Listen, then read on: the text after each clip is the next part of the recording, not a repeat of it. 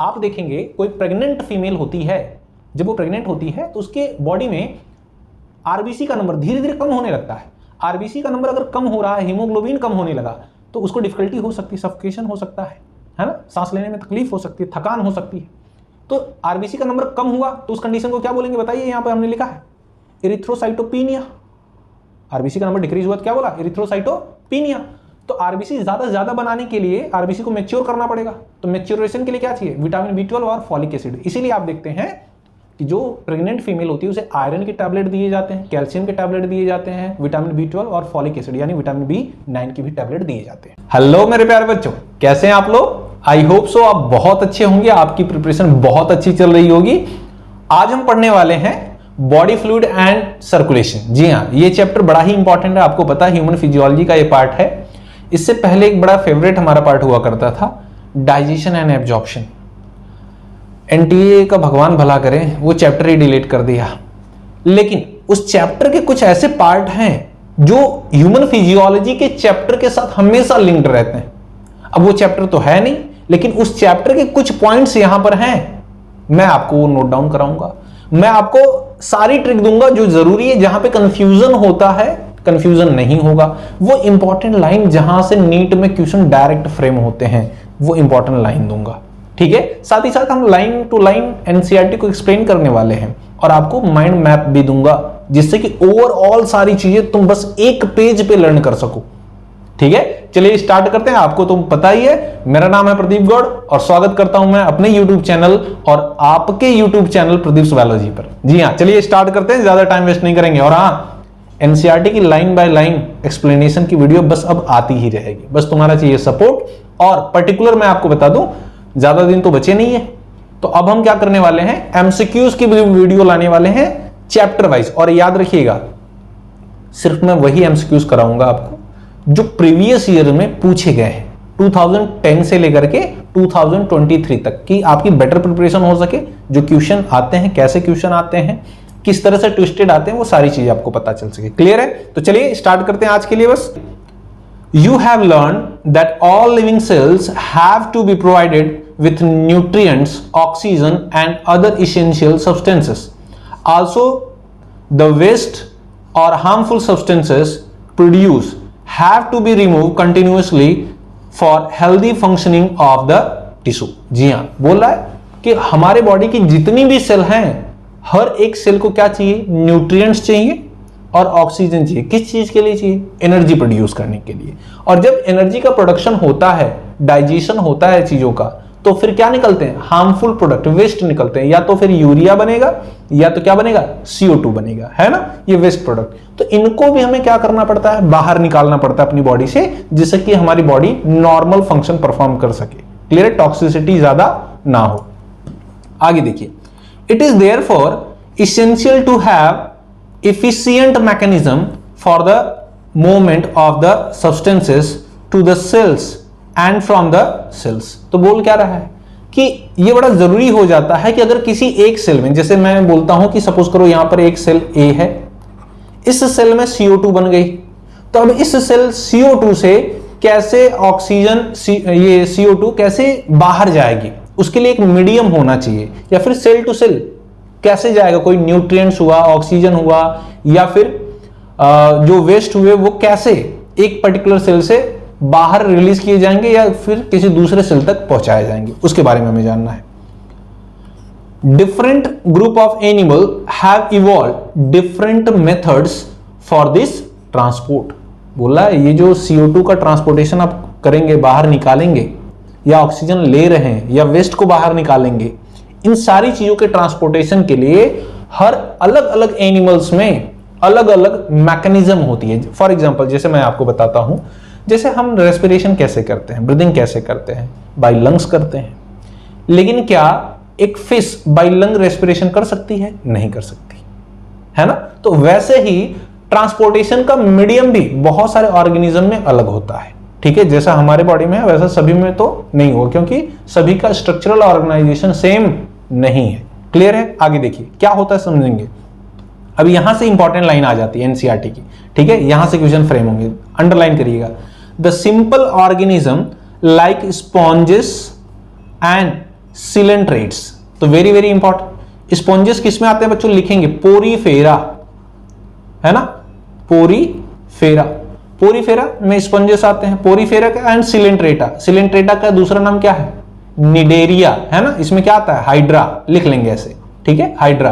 तो जो स्पॉन्जेस होते हैं एंड सिलेंट्रेट्स होते हैं, ये किस तरह से सर्कुलेशन करते हैं, circulate water from their surrounding through their body cavity to facilitate the cells to exchange these substances. Very very important, बोला है कि भाई देखो, हमने देखा था कि ये कोई सपोज करो रॉक है ना, किंगडम एनिमेलिया में आपने देखा था, तो यहां पर स्पॉन्जेस हैं, यहां पर क्या है, ऑस्कुलम, ये हमें पता है ना, ये ऑस्कुलम है। हमें पता है इस पर्टिकुलर स्पॉन्ज के अंदर यहां पर एक कैविटी होती है, बीच में कैविटी होती है, जिसे क्या बोलते हैं, स्पॉन्जो सील, है ना, स्पंज की सील है। सील मतलब क्या होता है, कैविटी स्पंज की है, दैट्स व्हाई कॉल्ड स्पंजो सील। ठीक है, ये हमें पता है। और हमें क्या पता है सर, और हमें क्या पता है, इस स्पंज में यहां छोटे छोटे पोर होते हैं, है ना, छोटे छोटे क्या होते हैं, पोर्स होते हैं। इन पोर्स को हम क्या बोलते हैं, इन पोर्स को हम बोलते हैं सर ऑस्टिया। क्या बोलते हैं, ऑस्टिया। तो अगर कोई इसे फूड सब्सटेंस लेना है अपने सराउंडिंग से, तो इस ऑस्टिया के थ्रू फूड अंदर आ जाएगा, कहां पे, स्पॉन्जोसील में। तो क्या करेगा, इस फूड को कैप्चर कर लेगा, कॉनोसाइट सेल और बहुत सारी सेल होती हैं इसमें, उसके थ्रू। ठीक है, फिर उसे डाइजेस्ट करने के बाद जो अनडाइजेस्टेड फूड मटेरियल होंगे या फिर बोले कचरा जो होगा, वो कहां डाल देगा, स्पॉन्जोसील में। और यहां से जो वेस्ट मटेरियल है वो इस ऑस्कुलम के थ्रू कहां निकल जाएगा, आउटसाइड। समझ पा रहे हैं, ये किस में होता है, दोनों में होता है, हाइड्रा में भी होता है, ठीक है, बॉडी कैविटी के थ्रू, वाटर कैविटी के थ्रू, और किस में होता है, जो स्पॉन्जेस होते हैं उनमें होता है। याद रखिएगा, आगे बढ़ते हैं सर। नेक्स्ट क्या है बच्चों, देखिए, मोस्ट कॉम्प्लेक्स ऑर्गेनिज्म, अंडरलाइन करिए, वेरी वेरी इंपॉर्टेंट, यहां से दूसरा क्वेश्चन है। Most complex organism use special fluid within their body to transport such material. यानी कि जो हायर एनिमल होते हैं, जैसे अगर मैं बात करूं एनिलिडा की बात करें, ठीक है, एनिलिडा से लेकर के कॉर्डेटा तक, ऐसे आप समझ सकते हैं, एनिलिडा से लेकर कॉर्डेटा तक जो एनिमल हैं उनमें स्पेशल टाइप का फ्लूइड होता है जो कि ऑक्सीजन का या वेस्ट का या फिर बोले CO2 का, इन सभी का ट्रांसपोर्टेशन करता है। वो क्या क्या होंगे, ब्लड होगा और लिम्फ होगा। क्लियर, देखिए आगे क्या कहता है, very important. Blood is the most common used body fluid by most of the higher organism including human for this purpose। जी हाँ, जो हायर एनिमल होते हैं वो जनरली किसका यूज करेंगे, ब्लड का, इन सारे गैसेस की, न्यूट्रिएंट्स के ट्रांसपोर्टेशन के लिए, इंक्लूडिंग ह्यूमन बीइंग।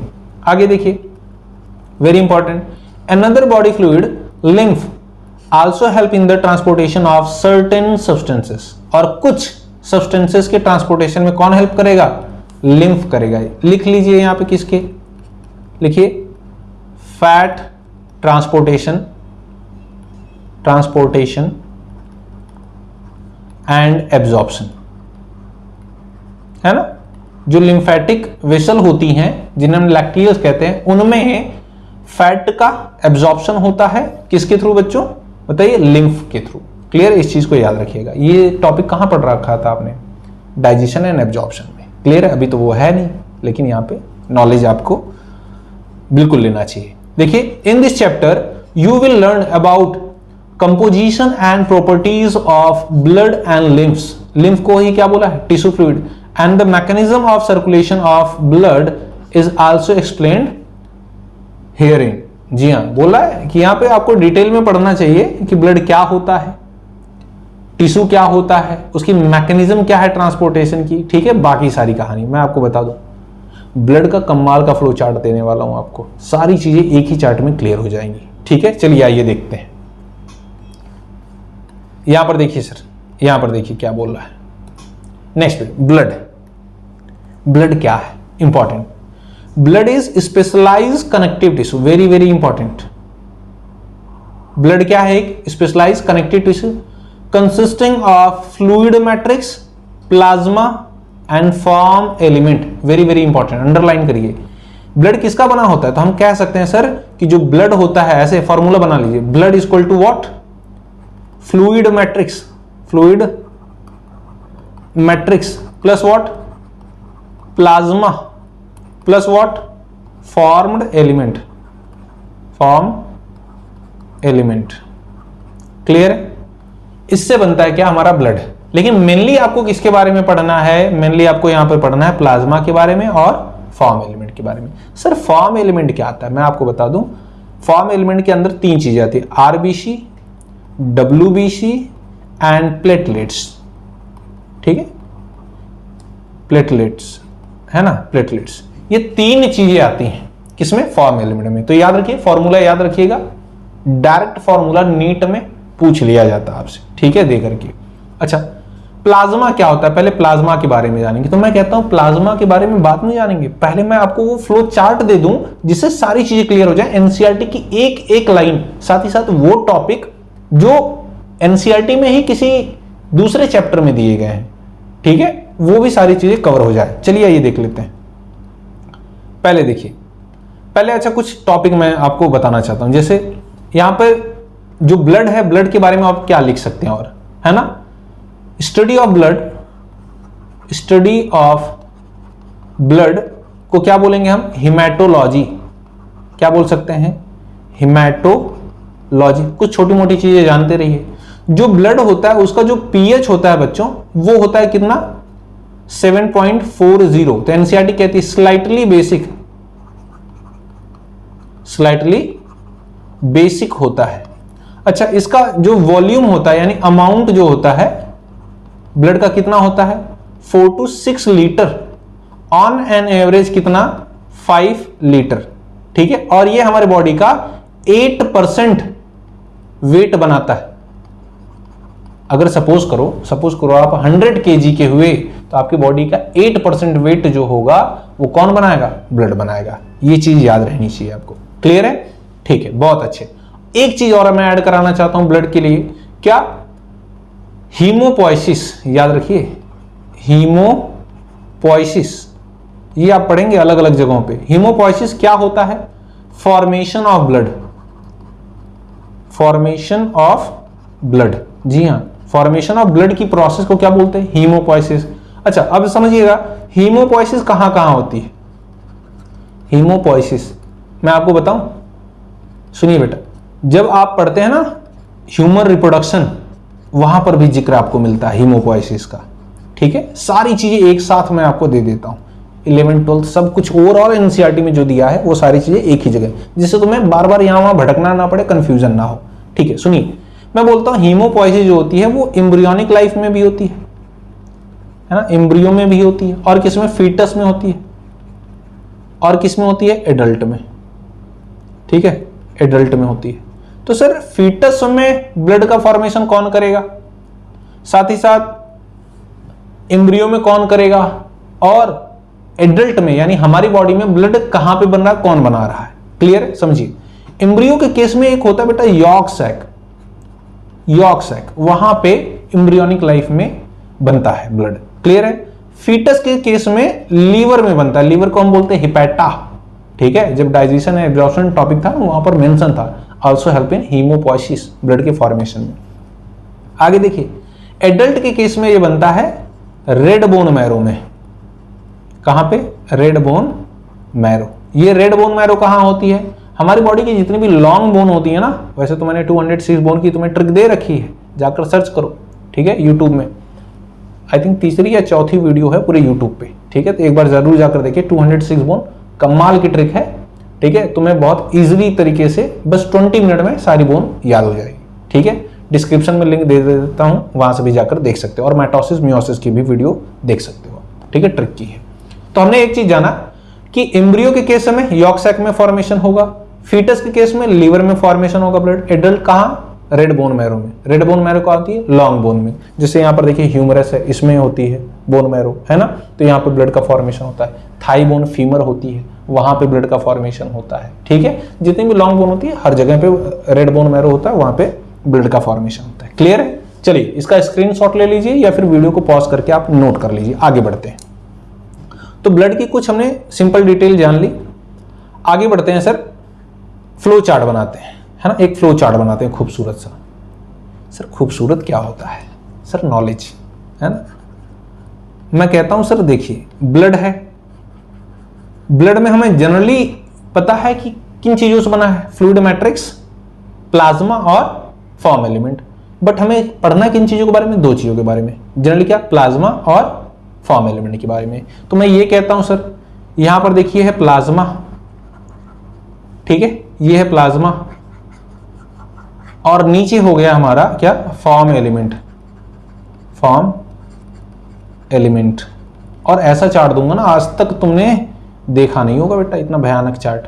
और हां मैं बता रहा हूं 30+ क्वेश्चन यहां से पूछे गए हैं, 30+ बोल रहा हूं, हाँ 30+ क्वेश्चन इस चार्ट से जो मैं देने वाला हूं वहां से पूछे गए। ध्यान से देखिएगा, हर एक वर्ड आपसे मैं बता दूं इंपॉर्टेंट है, ठीक है। और इसे पढ़ने के बाद जाकर के प्रीवियस ईयर्स के एमसीक्यू सॉल्व कर लेना, एक भी एमसीक्यूज बच जाए तो फिर बताना, ठीक है। यहां पर देखो, जो ब्लड होता है उसमें प्लाज्मा होता है और क्या, फॉर्म एलिमेंट।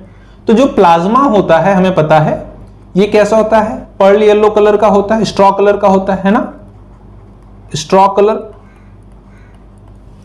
थोड़ा सा पीला टाइप का है ना, येलोइश कलर का होगा। और कैसा बच्चों, ये बनाता है 55% पार्ट ऑफ ब्लड, ब्लड का 55% कौन बनाएगा, प्लाज्मा।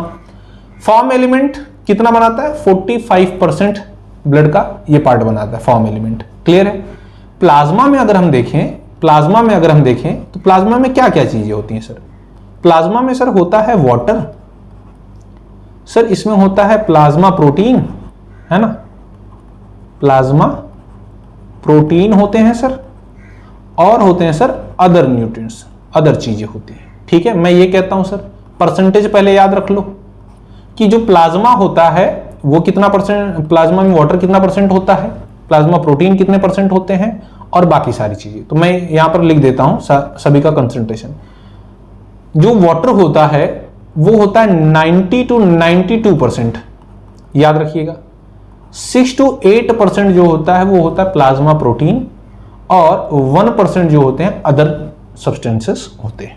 अब यहां पे मजेदार बात क्या है, सुनिए, मजेदार बात ये है सर, जो प्लाज्मा प्रोटीन होते हैं वो बनाए जाते हैं फॉर्म्ड बाय लीवर। जी हां, कौन बनाएगा, लीवर बनाएगा।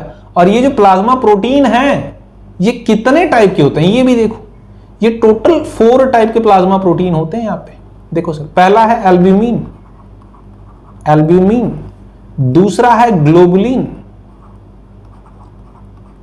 ग्लोबुलिन, तीसरा है प्रोथ्रोम्बिन, प्रोथ्रोम्बिन, क्लियर है, और चौथा है फाइब्रिनोजेन, फाइब्रिनोजेन,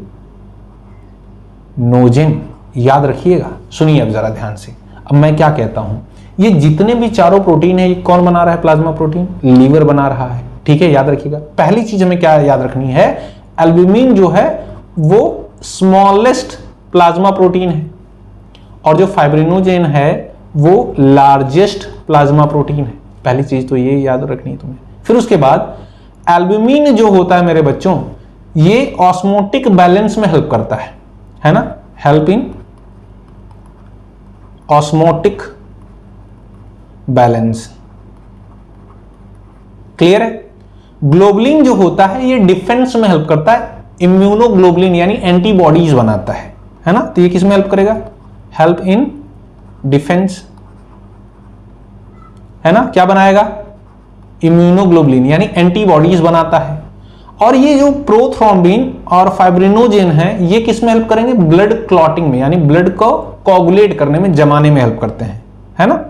तो help in blood clotting, blood clotting, लो जी सर कमाल हो गया, ठीक है, याद हो गया आपको। सुनिए जरा, जब हमें कट वगैरह लग जाता है ना, ब्लीडिंग होने लगती है, खून बहने लगता है, उस केस में यही प्रोथ्रोम्बिन और फाइब्रिनोजेन ही होते हैं जो आपके ब्लड का थक्का बनाने का काम करते हैं, क्लियर है। अब चलिए समझ में आ गया हमें।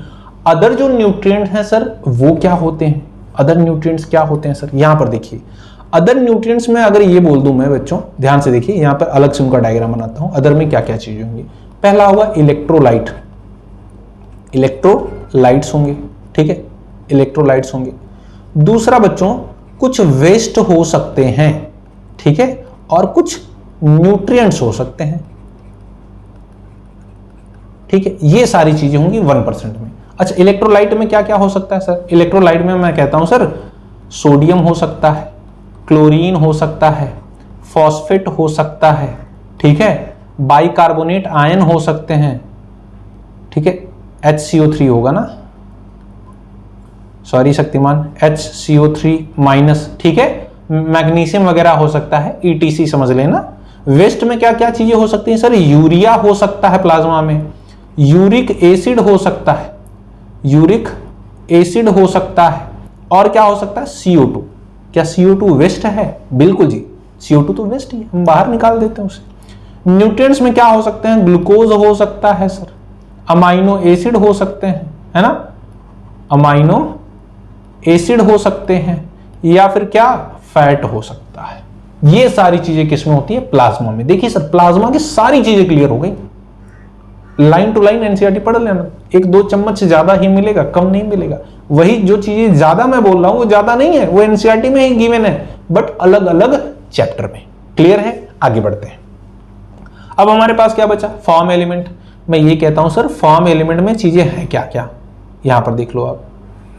फॉर्म एलिमेंट में मैं कहता हूं सर, आरबीसी है ना, और कौन है? डब्ल्यूबीसी है, और कौन है? प्लेटलेट्स है। ये 3 चीजें हैं। सुनिए जरा ध्यान से, अगर मैं ये बोल दूं, ध्यान से समझो, बाकी मैं चीजें तुम्हें दूंगा, फ्लो चार्ट दूंगा, ठीक है, कुछ ज्यादा ही भयानक है, लेकिन यहां पर थोड़ा सा ना, स्क्रीन थोड़ा सा मेरा छोटा है, डिजिटल बोर्ड तो है नहीं मेरे पास कि मैं तुम्हें दिखा दूं, ठीक है, दिखा देता और खरीदूंगा, टाइम आएगा, थोड़ा यूट्यूब पैसे देने लगे, सब कुछ होगा, है ना। सुनो इधर देखो आप, तो आरबीसी जो होता है हम उसे क्या बोलते हैं? एरिथ्रोसाइट्स, है ना, एरिथ्रोसाइट कहते हैं। डब्ल्यूबीसी को क्या बोलते हैं? ल्यूकोसाइट कहते हैं। आरबीसी का दूसरा नाम क्या है? एरिथ्रोसाइट, है ना, याद रखना आप। डब्ल्यूबीसी का नाम क्या है? ल्यूकोसाइट, है ना, ल्यूकोसाइट कहते हैं डब्ल्यूबीसी को। प्लेटलेट्स को क्या बोलते हैं बच्चों? थ्रोम्बोसाइट। क्या बोलते हैं? थ्रोम्बोसाइट। ठीक है, ये चीज हमें पता चल गई। सर ये जो आरबीसी होता है ये कितना नंबर में होता है, इसका काउंट नंबर कितना होता है, ये पूछा जाता है। मैं आपको बता दूं कि आरबीसी जो होता है बच्चों, वो 5 to 5.5 मिलियन पर मिलीमीटर क्यूब होता है ना, ठीक है। डब्ल्यूबीसी जो होता है वो होता है 6000 से लेकर के 8000, है ना, पर मिलीमीटर क्यूब। वहीं जो प्लेटलेट्स होते हैं वो कितने होते हैं? वो होते हैं सर 1.5 to 3.5 लाख पर मिलीमीटर क्यूब। अगर हम ऑर्डर बनाएं तो सबसे ज्यादा क्या होगा? सबसे ज्यादा क्या होगा हमारा? आरबीसी, है ना, आरबीसी सबसे ज्यादा होगा। उससे कम क्या होगा? प्लेटलेट्स, है ना, और सबसे कम क्या होगा? डब्ल्यूबीसी। ये ऑर्डर भी पूछ लिया जाता है, तो इसे भी आप थोड़ा सा फोकस करेंगे। क्लियर है? आगे बढ़ते हैं सर, सुनिए जरा ध्यान से। आरबीसी डब्ल्यूबीसी के बारे में तो बहुत सारी चीजें जानेंगे, लेकिन एक छोटी सी अभी के लिए ट्रिक दे देता हूं, ठीक है। आगे मैं आपको फ्लो चार्ट कंप्लीट करके दिखा दूंगा, क्योंकि यहाँ पे बहुत ज्यादा मेरे पास एरिया नहीं है, ठीक है, तो मैं वो चार्ट दूंगा बट थोड़ा सेक्शन में। अब आरबीसी को अलग से दूंगा, डब्ल्यूबीसी को अलग से दूंगा और प्लेटलेट्स को अलग से दूंगा। लेकिन याद रखना आप, जब भी मैं आरबीसी का कुछ लिखवाऊंगा आगे फ्लो चार्ट, तो उसे तुम्हें आरबीसी के सामने लिखना है, डब्ल्यूबीसी का लिखवाऊंगा तो डब्ल्यूबीसी के सामने लिखना है, प्लेटलेट्स का लिखवाऊंगा तो प्लेटलेट्स के सामने लिखना है, ठीक है। तो तुम बना लेना, मैं तुम्हें फ्लो चार्ट दूंगा अलग अलग से, ठीक है।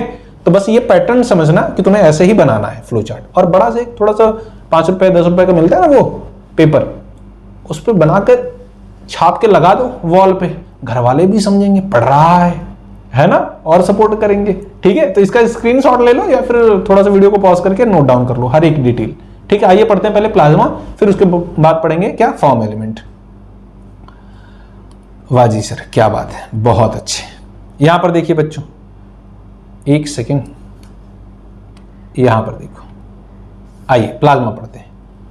प्लाज्मा पढ़ते हैं, क्या है? Plasma is straw colour. Straw colour मतलब क्या? थोड़ा सा येलोइश, मैंने आपको बताया। विस्कस होता है, थोड़ा सा गाढ़ा होता है, constituting nearly 55% of the blood. जी हाँ, ब्लड का 55% कौन बना रहा था? प्लाज्मा। और व्हाट, इसमें क्या दिया गया? 90 to 92% क्या होता है प्लाज्मा में? वाटर होता है। प्रोटीन कितने होते हैं? 6 to 8% होते हैं, ठीक है। And fibrinogen, globulin and albumin are major protein. देख रहे हो सर, मैंने एक और लिखवा दिया, क्या? प्रोथ्रोम्बिन। उसका तो रहना बड़ा जरूरी है, क्योंकि अगर वो नहीं रहा तो फिर ब्लड क्लॉटिंग नहीं होगी। याद रखना, जो मैंने फ्लो चार्ट दिया है वही याद रखना, ठीक है। क्वेश्चन पूछे गए हैं। आगे बढ़ते हैं। अब आगे देखिए क्या बोला है। Fibrinogen are needed for clotting और कोगुलेशन ऑफ ब्लड। जी हाँ, फाइब्रिनोजेन की जरूरत पड़ेगी कहां पे? क्लॉटिंग में, ब्लड की क्लॉटिंग या कोगुलेशन में, जिसे हम क्लम्पिंग भी कहते हैं। आगे देखिए, globulin primarily are involve in defence mechanism. याद रखना, डिफेंस मैकेनिज्म क्या? एंटीबॉडी बनाएगा। लिख लो, फॉर्म एंटीबॉडी, फॉर्म एंटीबॉडी, है ना, तभी तो डिफेंस करेगा of the body. And the albumin help in osmotic balance. Very very important. Osmotic balance कौन करता था? एल्ब्यूमिन। और एल्ब्यूमिन है क्या? एल्ब्यूमिन है smallest protein, smallest plasma protein. बोलो सर, समझ में आया क्या? जी हाँ सर, ये फाइब्रिनोजेन क्या था? फाइब्रिनोजेन जो था वो लार्जेस्ट प्लाज्मा प्रोटीन था। लिखो, एनसीईआरटी निकालो, उस पर लिखो, लार्जेस्ट प्लाज्मा प्रोटीन था। क्लियर है बच्चों? अभी नहीं लिखा तो बाद में भूल जाओगे, फिर दोबारा एनसीईआरटी जब रिवाइज करोगे तो माइंड में आएगा नहीं, पहले मैं बता देता हूं। क्लियर है? आगे बढ़ते हैं। देखिए क्या दिया है sir. Plasma also contains small amount of minerals like electrolyte, sodium, calcium, magnesium, bicarbonate, है ना, क्लोरीन एक्सेट्रा। और कुछ न्यूट्रिएंट्स होंगे, क्या? ग्लूकोज हो सकता है, अमाइनो एसिड हो सकता है, लिपिड, लिपिड मतलब क्या? फैट। लिख लो, फैट भी हो सकता है। Are also present in plasma as they are always in transit in the body. और ये हमेशा बॉडी में क्या करते रहते हैं? घूमते रहते हैं, ठीक है। फैक्टर्स ऑफ कोगुलेटिंग और coagulation, clotting of blood are also present in the plasma in an inactive form. जी हाँ, जो प्लाज्मा होता है उसमें क्लॉटिंग फैक्टर, ब्लड को जमाने वाले कुछ फैक्टर होते हैं, वो भी प्रेजेंट होते हैं, बट किस फॉर्म में? इनएक्टिव फॉर्म में। क्लियर है? And plasma without the clotting factor called serum. Very very important, very very important, यहां से क्वेश्चन फ्रेम हुए हैं sir. Plasma without clotting factor is called serum. तो सीरम क्या है मैं आपको बताता हूं, सुनिए। सीरम को पहले फॉर्मूला लिख लो आप, प्लाज्मा माइनस क्या? Clotting factor, clotting factor. Clear है? अगर आपने प्लाज्मा से क्लॉटिंग फैक्टर निकाल दिया, उस केस में जो बच गया वो सीरम होता है। सुनिए सीरम क्या है। आपने कोरोना के टाइम पे बहुत सुना होगा, सीरम एंटीबॉडी, है ना, सीरम चढ़वा लो। अगर तुम्हें इंजेक्शन नहीं लगाना कोरोना का, तो तुम किसी और का, जिसने ऑलरेडी इंजेक्शन ले रखा है, उसका सीरम अगर तुम इंट्रोड्यूस करते हो अपनी बॉडी में, तो तुम्हारे अंदर भी वही एंटीबॉडीज आ जाती हैं। ये होता है क्या है, जरा समझो। कभी भी हमें कट लगता है, ब्लीडिंग होती है, तो जनरली ब्लड क्लॉट कर जाता है, लेकिन उस जमे हुए खून के ऊपर देखेंगे आप थोड़ा सा कुछ वाटरी फ्लूइड होता है, थोड़ा पानी के जैसा कुछ होता है, उसकी क्लॉटिंग नहीं होती, दैट इज सीरम। उसी में होती हैं बहुत सारी एंटीबॉडीज, ठीक है, जो हमारे डिफेंस मैकेनिज्म में हेल्प करती हैं। आगे बढ़ते हैं। आइए अब देख लेते हैं फॉर्म एलिमेंट क्या होते हैं। देखिए फॉर्म एलिमेंट में मैंने आपको बताया था कि 3 चीजें आती हैं, आरबीसी, डब्ल्यूबीसी एंड प्लेटलेट्स। और फॉर्म एलिमेंट जो होता है वो ब्लड का कितना % पार्ट बनाता है? 45%। देखिए इसी चीज को एनसीईआरटी यहां पर लिखती है। जी हाँ, मैं ले लेता हूं पेन और चलते हैं आगे। देखिए erythrocyte, leucocyte and platelets are collectively called what? Form element, and they constitute nearly 45% of blood. जी हाँ, क्या चीजें ऐड करनी है आपको मैं बताता हूं। देखिए इरिथ्रोसाइट किसको बोला है? आरबीसी। लिखिए ल्यूकोसाइट क्या होता है? डब्ल्यूबीसी होता है सर। प्लेटलेट्स क्या होते हैं? Thrombocyte, thrombocyte. अनदर नेम हमेशा याद रखना है आपको, याद रखिएगा। क्लियर है? और मैं आपको बता दूं, सुनिए, कई बार ऐसा होता है ना यार, दूसरा नाम क्यों याद रखूं? नीट में पता चलता है कि दूसरा नाम क्यों जरूरी है, क्योंकि वहीं से क्वेश्चन आता है, ट्विस्ट कर देगा आपको, कंफ्यूज हो जाएंगे। क्लियर है? तो मेरे बच्चों एक चीज गलती नहीं करनी तुम्हें, अनदर नेम हमेशा लर्न करके रखना है। क्लियर है? आगे बढ़ते हैं। सुनिए जरा, पहले क्या दिया है इसमें, इरिथ्रोसाइट को पढ़ना है। मैं कहता हूं सर एनसीईआरटी बाद में पढ़ लेंगे, पहले मेरा फ्लो चार्ट देख लो, एक एक लाइन सारी चीजें कवर हो जाएंगी। आइए देखता हूं, यहां पर देखिए मैं देता हूं आपको हर एक लाइन, और बड़ी मजेदार है, सुनिए। मैं लिखता हूं सर आरबीसी, है ना, आरबीसी, आरबीसी की सारी चीजें लिख देता हूं मैं, है ना, पूरी एनसीईआरटी में, चाहे वो 11th की हो या 12th की हो, जहां पर भी तुम्हें दी गई है आरबीसी के बारे में जितनी भी इंफॉर्मेशन, सारी चीजें एक साथ। सुन बेटा, पहली चीज क्या है कि इरिथ्रोपोइसिस, इरिथ्रोपोइसिस क्या होता है, पहली चीज हम जानेंगे। दूसरा, टोटल नंबर कितना होता है, ठीक है, टोटल नंबर ऑफ आरबीसी ये कितना होता है। फिर उसके बाद हम जानेंगे इफ आरबीसी नंबर, अगर आरबीसी का नंबर इंक्रीज हो रहा है तो क्या बोलेंगे, अगर डिक्रीज हो रहा है तो क्या बोलेंगे, ठीक है। उसके बाद हम जानते हैं कि sir nucleus, nucleus and other cell organelles, other cell organelle ये प्रेजेंट होते हैं या नहीं होते हैं। अच्छा, थोड़ा सा थिकनेस मैं कम कर लूं जिससे ज्यादा से ज्यादा चीजें मैं नोट डाउन कर सकूं, है ना।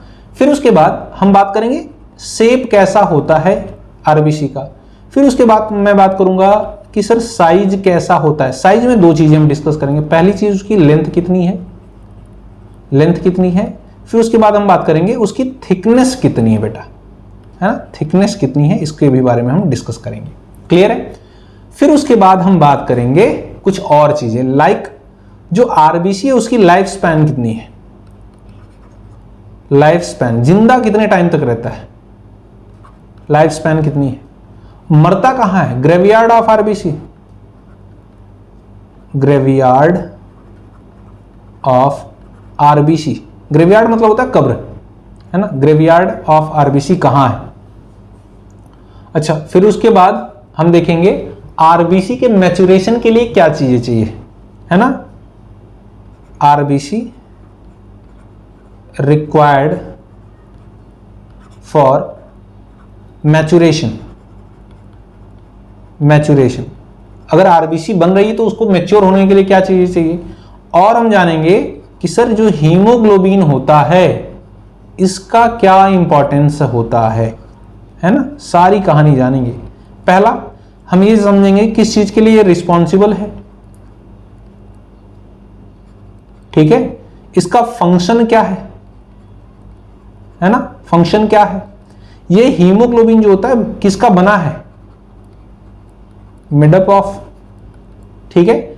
फिर उसके बाद जानेंगे इसका अमाउंट कितना है ना, कितना प्रेजेंट होता है, अमाउंट कितना होता है। फिर उसके बाद जानेंगे हम कि एक आरबीसी में कितना हीमोग्लोबिन होता है, ठीक है, ये सारी कहानी जानेंगे हम। अगर इतना आपने कर लिया ना सर, मैं बता रहा हूं आपको, फिर दोबारा कुछ पढ़ने की जरूरत नहीं है आरबीसी के बारे में, हर एक चीज क्लियर हो जाएगी, ठीक है। पहली चीज इरिथ्रोपोइसिस, इरिथ्रो मतलब क्या होता है बताइए, रेड, पोइसिस मतलब क्या होता है, फॉर्मेशन, यानी रेड का फॉर्मेशन, रेड क्या, आरबीसी, है ना। तो लिखेंगे फॉर्मेशन ऑफ आरबीसी, जी हाँ, आरबीसी के फॉर्मेशन को हम बोलेंगे इरिथ्रोपोइसिस। टोटल नंबर कितना था बच्चों, 5 to 5.5 मिलियन पर मिलीमीटर क्यूब, क्लियर है। इफ नंबर ऑफ आरबीसी अगर इंक्रीज हो रहा है तो क्या बोलेंगे, पॉलीसाइथीमिया, पॉलीसाइथीमिया। अगर आरबीसी का नंबर डिक्रीज हो रहा है, कम हो रहा है, तो उसे बोलेंगे इरिथ्रोसाइटोपिनिया, इरिथ्रोसाइटोपिनिया, क्लियर है, याद रखें, कहीं पर भी पीनिया वर्ड आ जाए मतलब लो काउंटिंग, कम हो रहा है, क्लियर है, याद रखेंगे। Nucleus and other cell organelles absent होते हैं बच्चों, एब्सेंट होते हैं, याद रखिएगा। एनसीईआरटी कहती है डिवॉइड न्यूक्लियस, डिवॉइड न्यूक्लियस यानी न्यूक्लियस एब्सेंट होता है। और जो अदर सेल ऑर्गेनेल है like mitochondria, Golgi body, endoplasmic reticulum, ribosome, ये सारी भी चीजें क्या होती है, एब्सेंट होती हैं। और एक इंपॉर्टेंट चीज मैं आपको बता दूं, जब आप पढ़ेंगे रेस्पिरेशन इन प्लांट तो वहां पर एक पॉइंट आता है, मैं आपको बता रहा हूं, स्पर्म हो गया, या फिर हम बात करें आरबीसी, या फिर रीनल मेडुला, इन सारी चीजों में जो एनर्जी का फॉर्मेशन होता है वो बस ग्लाइकोलाइसिस के थ्रू होता है। यानी आरबीसी के अंदर माइटोकॉन्ड्रिया नहीं है तो यहां पर भी एनर्जी का फॉर्मेशन किसके थ्रू होगा? Only through glycolysis. याद रखें, इंपॉर्टेंट क्वेश्चन है। क्लियर है? अच्छा, लेकिन कुछ ऐसे एनिमल हैं जिनमें आरबीसी जो होता है वो न्यूक्लिएटेड होता है। कैमल एंड लामा, सर्च करिएगा यूट्यूब पे, कैमल तो पता ही है, लामा भी जस्ट लाइक कैमल होता है, हाइब्रिड है उसका। ठीक है। और एक एडिशनल चीज मैं आपको बता दूं, मैंने जैसे कि ऑर्डर आपको बताया था कि सबसे ज्यादा क्या होते हैं? आरबीसी होता है, फिर उससे थोड़ा सा कम क्या होते हैं? प्लेटिलेट्स होते हैं, सबसे कम क्या होता है बताइए? सबसे कम क्या होता है? डब्ल्यूबीसी, है ना। तो एनसीईआरटी अपने लाइन में एक चीज कहती है, मोस्ट अबंडेंट सेल, है ना, most abundant cell of blood कौन है? आरबीसी है। इस चीज को याद रखिएगा, नंबर का मैंने ऑलरेडी आपको ट्रिक दिया है। सुनिए आगे, शेप क्या होता है? ये होता है बाइकॉनकेव। बाइकॉनकेव, सर बाइकॉनकेव क्या होता है? यहां पर देख लो आप, बाइकॉनकेव स्ट्रक्चर क्या होता है, यहां पर देखो आप। मैं कहता हूं सर डबल डंबल शेप, ऐसा देख लो, डंबल शेप देख लो, बस हो गया। ऐसे होता है डंबल, है ना, ऐसे होता है डंबल, ऐसा ही होता है आरबीसी, डिस्क लाइक स्ट्रक्चर, है ना, डंबल शेप जैसा। तो होता क्या है देखो जरा, अगर मैं बात करूं शेप की तो शेप हो गया बाइकॉनकेव, लेकिन अगर बात करूं मैं इसके साइज की तो मैं आपको बता रहा हूं यहां से यहां तक होता है इसकी जो लेंथ, वो होती है 7 to 8 माइक्रोन मीटर। कितनी होती है लेंथ? 7 to 8 micron metre. जो थिकनेस होती है बच्चों वो यहां से यहां तक होती है, ये होती है 1 to 2 माइक्रोन मीटर। याद रहेगा आपको? बिल्कुल याद रहेगा। तो यहां पर लिख लेते हैं 7, लेंथ कितनी है? 7 to 8 माइक्रोन मीटर, जबकि थिकनेस कितनी है? 1 to 2 माइक्रोन मीटर। बोलिए याद हो गया सर? बिल्कुल। लाइफ स्पैन कितनी, कितने टाइम तक जिंदा रहती है आरबीसी? सर क्या लाइफ टाइम के लिए? नहीं, 120 डेज के लिए ही ये जिंदा रहती है, उसके बाद इसकी डेथ हो जाती है। जब डेथ होती है इसकी तो एक स्पेशल ऑर्गन होता है, लिम्फॉइड ऑर्गन, जिसे हम बोलते हैं स्प्लीन। तो स्प्लीन को ही बोलते हैं ग्रेवयार्ड ऑफ आरबीसी। ग्रेवयार्ड मतलब क्या होता है? कब्र, है ना।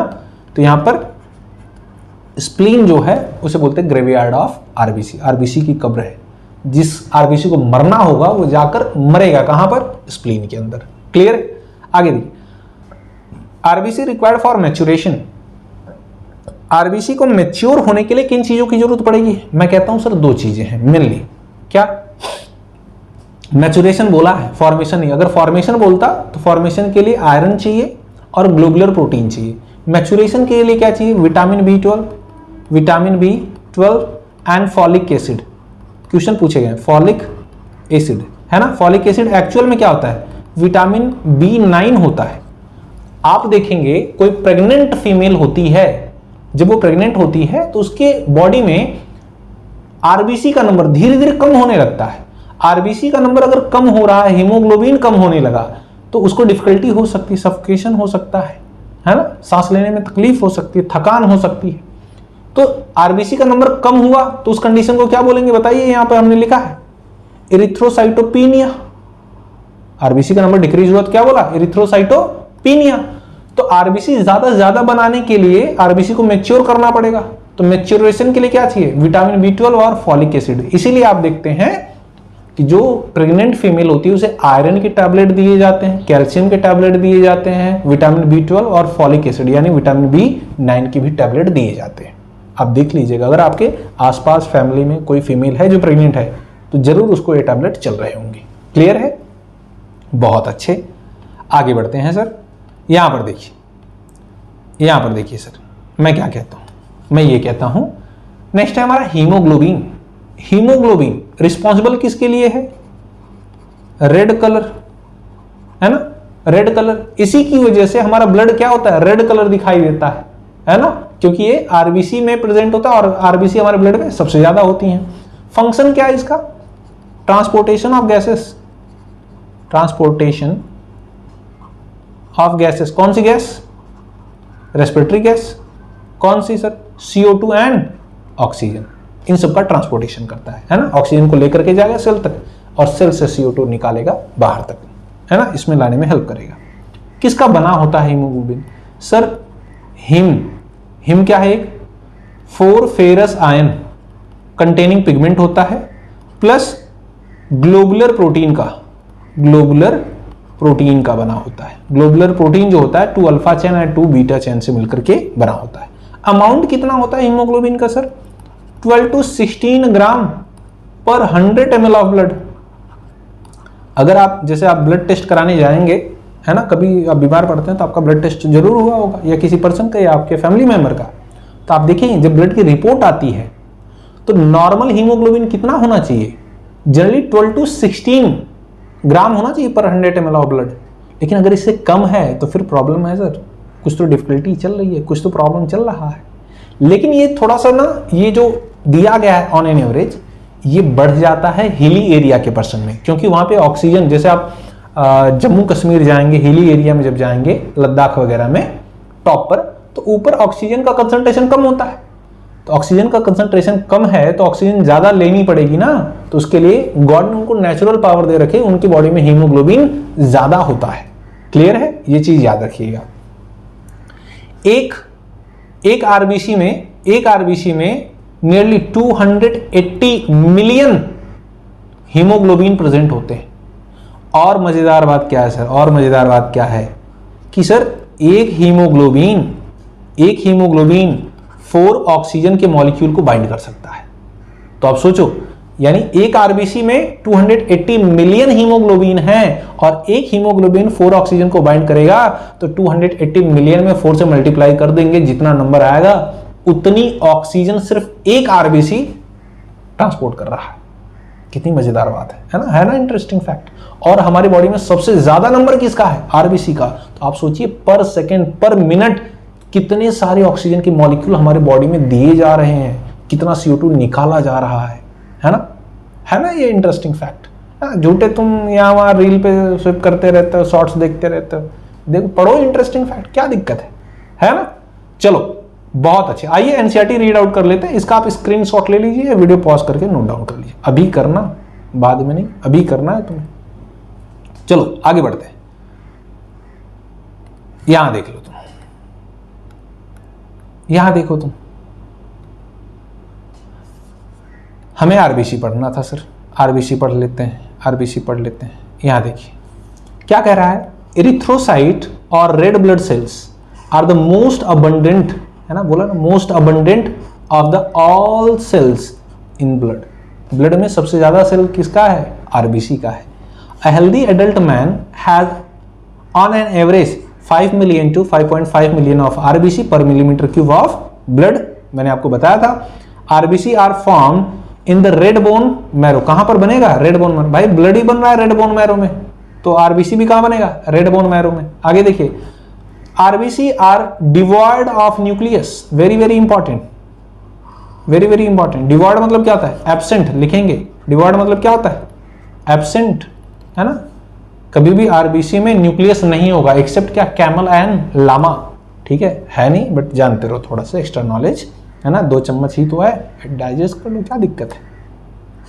इन most of mammal and are biconcave in shape. RBC का शेप कैसा होगा सर? बाइकॉनकेव। आगे देखिए, they have red colour iron containing complex protein called haemoglobin. Haemoglobin present होता है, कैसा होता है? रेड कलर होता है, आयरन कंटेनिंग होता है। आयरन कंटेनिंग क्या होगा इसमें? हिम, है ना। 4 फेरस आयन होते हैं इसमें, याद रखना, पूछा जाएगा, पूछा गया है सर। ठीक है, अच्छा। प्रोटीन कॉम्प्लेक्स होता है, प्रोटीन भी होता है। कौन सा प्रोटीन? ग्लोबिन, है ना, या फिर ग्लोबुलर प्रोटीन। ग्लोबुलर प्रोटीन में क्या होता है सर? 2 अल्फा चैन होती है अमाइनो एसिड की और 2 बीटा चैन होती है।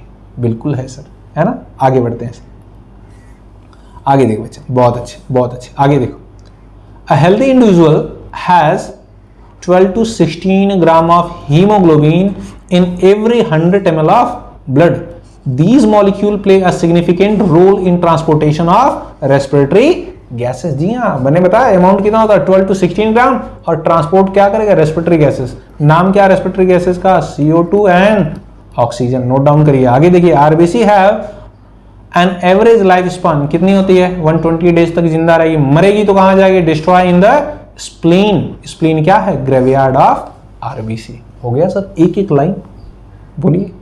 और भी जो टॉपिक अदर 12th में दिए गए हैं, यहाँ वहाँ दिए गए हैं 11th में, सारे टॉपिक मैंने एक जगह रख दिए, है ना, हर एक लाइन कवर हुई है। चलिए आगे बढ़ते हैं। अब हमारा आता है सर, अच्छा एक सेकंड, मैं क्या बोल रहा हूँ, आज की वीडियो काफ़ी लंबी हो गई है ना, तो WBC प्लेटलेट्स को हम पढ़ेंगे नेक्स्ट लेक्चर में, क्लियर है? तो आज के लिए बस इतना ही। अभी तक जो आपने पढ़ा है उसमें कोई डाउट हो, ठीक है, तो कमेंट सेक्शन में मेंशन करिए, मैं आपको रिप्लाई कर दूंगा, क्लियर है? तो मिलते हैं आपसे नेक्स्ट वीडियो में एक नई इन्फॉर्मेशन के साथ, और इसी तरह की वीडियो देखने के लिए और हमें सपोर्ट करने के लिए आप चैनल को सब्सक्राइब कर सकते हैं और दोस्तों के साथ भी शेयर करिए, क्लियर? NCERT की तो ऐसी की तैसी कर देंगे हम, ठीक है? चलिए मिलते हैं आपसे नेक्स्ट वीडियो में एक नई इन्फॉर्मेशन के साथ, तब तक के लिए जय हिंद।